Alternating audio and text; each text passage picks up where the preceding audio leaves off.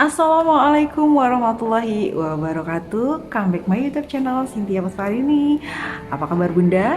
Oke, pada kesempatan hari ini ada beberapa DM yang masuk ke akun sosial media saya yang bertanya mengenai Mas Nifas, kapan waktu yang tepat berhubungan jika pasca bersalin dan memiliki luka laserasi jalan lahir atau luka jahitan sehingga tidak merasakan nyeri saat berhubungan. Oke, sebelum saya jawab pertanyaannya, jangan lupa di like, subscribe, klik loncengnya, dan share ke teman-teman bunda-bunda sekalian. Oke.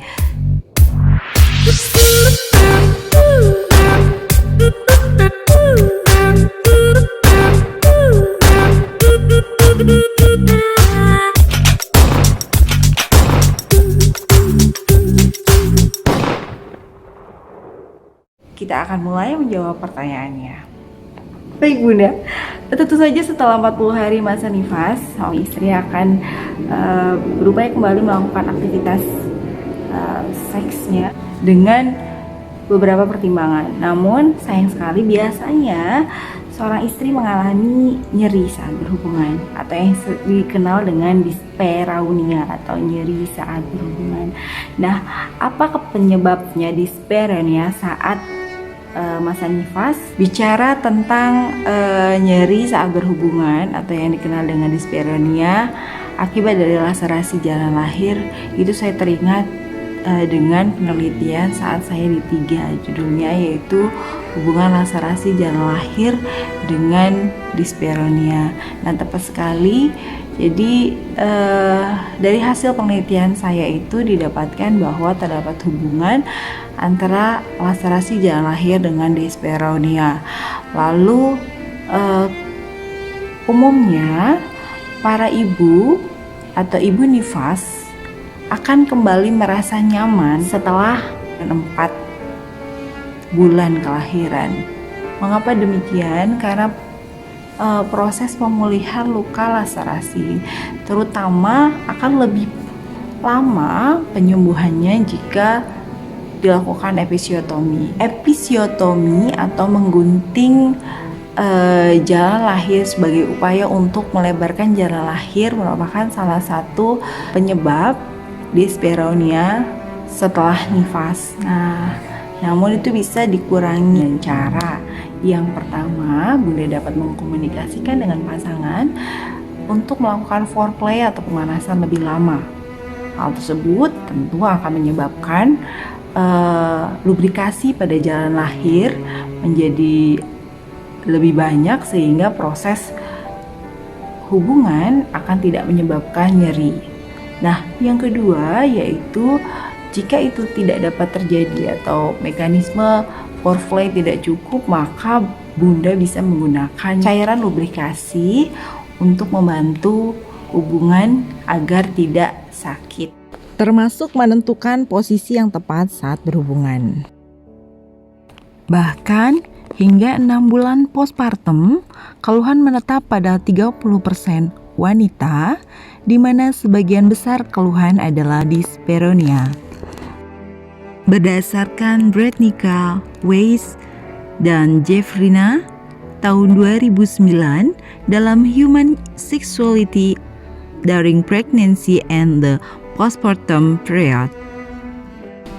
Adapun penyebab dari dyspareunia adalah yang pertama kelainan bawaan. Kelainan bawaan ini salah satunya adalah himen improperata di mana tidak terdapat lubang himen.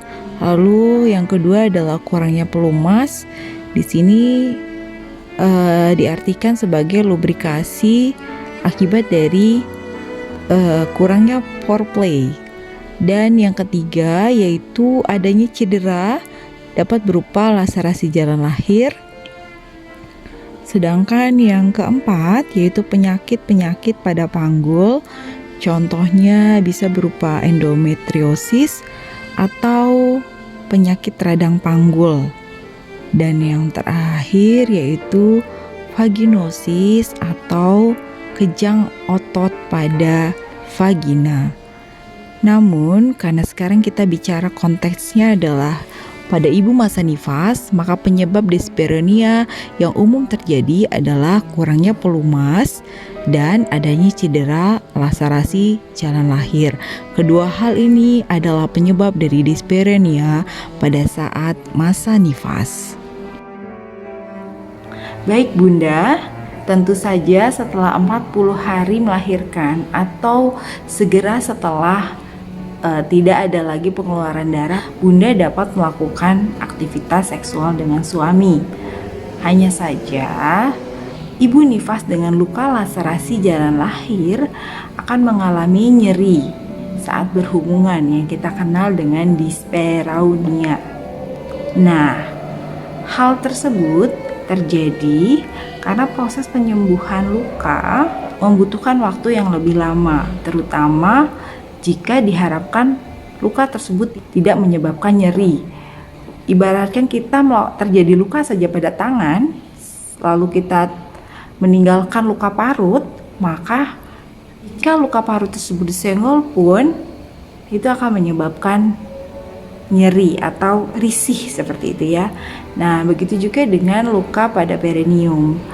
Jika terdapat luka perineum, tentu saja butuh waktu penyembuhan dan umumnya ibu baru bisa tidak merasakan nyeri saat berhubungan itu setelah 4-6 bulan, dan itu berdasarkan penelitian.